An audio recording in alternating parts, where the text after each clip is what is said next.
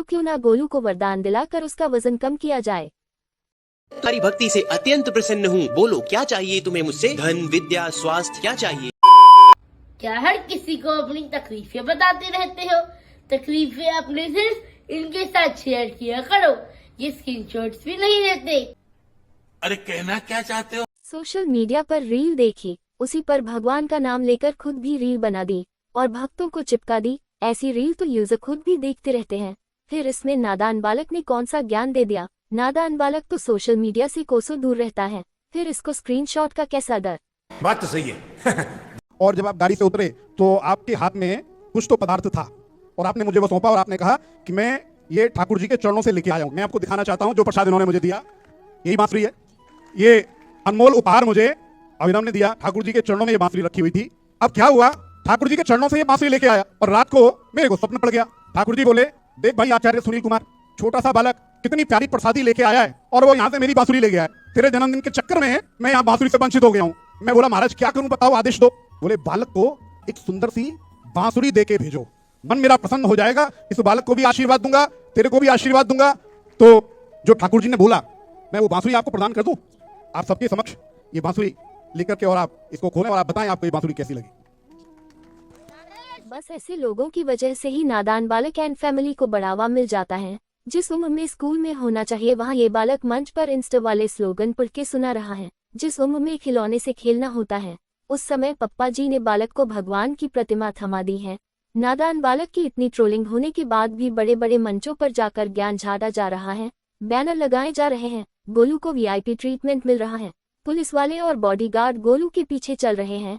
अब ट्रोलिंग रुक गई है तो जान को भी कोई खतरा नहीं है, इसीलिए नादान बालक भी खुलकर अपनी ढोलकियां हिला रहा है।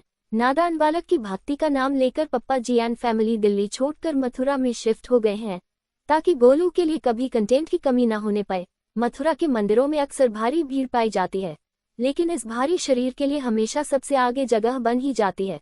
वीआईपी सुविधाएं अलग से मिलती हैं। नादान बालक के लिए कुछ बोलेगे तो पप्पा और कुछ लोगों को मिर्ची लग जाती है। इतनी भीड़ होने के बाद भी नादान बालक की आराम से रील बन रही है, लेकिन पीछे खड़ी अम्मा को दर्शन भी सही से नहीं मिल पा रहे हैं। गोलू तो मथुरा में सेटल हो गया है, रोज दर्शन के नाम पर रील बना लेता है, लेकिन जो लोग दर्शन के लिए दूर दूर से आते हैं उनके साथ ऐसी नाइंसाफी क्यों? एक बार मैं राजा की एक कहानी पढ़ रहा था जिसमें कि मैंने पढ़ा रुको जरा, सबर करो। था जब भी राजकुमार का जन्मदिन आता राजा एक तराजू मंगाता था और जितना भी राजकुमार का वजन होता था उतना ही सोना गरीबों में बांटता था। तो मैंने सोचा कि मेरा वजन ज्यादा होगा। तब गोलू ने सोचा क्यों ना मैं भी इस पर रील बनाऊं, लेकिन तभी गोलू के याद आया मेरा वजन तो एक छोटे हाथी के समान है, यदि हमने इस कंटेंट पर रील बनाई तो पप्पा जी कंगले हो जाएंगे। तो मेरे कान्हा का वजन ज्यादा होगा। फिर यही बात मैंने अपनी मैया से पूछी। मैया ने कहा वो तो त्रिभुवन के स्वामी हैं, तीनों लोक के स्वामी हैं, उनका वजन ज्यादा भारी होगा। फिर मैंने कहा नहीं, मेरा वजन ज्यादा भारी होगा क्योंकि होगा नहीं, तुम्हारा वजन अभी भी बहुत भारी है। गाइस, गोलू तो अपने आप को छुई मुई समझ बैठा है। गोलू तो फिर भी नादान है, लेकिन मैया और पप्पा जी की आंखों पर पत्थर तो पहले ही पड़े थे, अब आंखों पर भी पट्टी बंध गई है क्या? एक पदरे में तो बस कान्हा जी बैठेंगे और दूसरे पदरे में मैं और जो मेरे मन में बसे कान्हा जी हैं वो दोनों होंगे। फिर तो मेरा वजन ज्यादा हुआ ना। चतुर बालक हर बात को, हर कहानी को, सवाल को मोड़कर धार्मिक रूप दे ही देता है। ये पप्पा जी की कोई गलती मान ही नहीं सकता। अब वजन वाली बात का तिया पांचा कर डाला।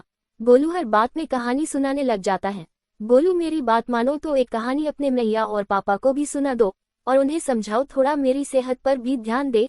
मुझे फर्क नहीं पड़ता, मुझे फर्क नहीं पड़ता, ये डायलॉग तो मैं ऐसे ही बोलता हूँ, लेकिन इस उम्र में इतना अधिक वजन मेरी सेहत के लिए हानिकारक है और इसका फर्क मेरी हेल्थ पर पड़ता है। तो अब मुझे लगता है आपको आपका जवाब मिल गया होगा।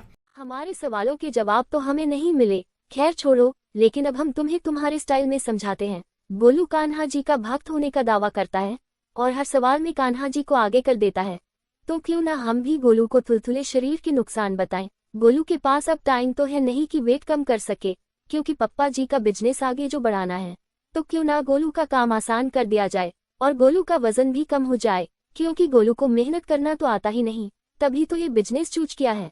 तो क्यों ना गोलू को वरदान दिलाकर उसका वजन कम किया जाए।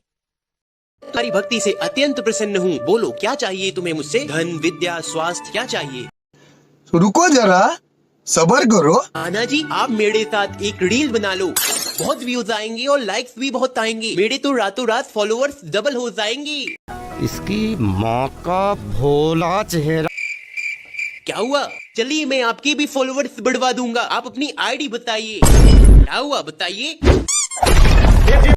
खत्म। Bye bye, tata, good bye, गया। ये तो केवल एक रील है, यदि रियल में ऐसा होता तो भी शायद यह बालक ऐसे ही करता। रील का जितना खुमार इस बालक पर चढ़ा है वह बहुत गलत है। ट्रोलिंग से हटकर बात करें तो नादान बालक को वास्तव में वजन कम करने की आवश्यकता है।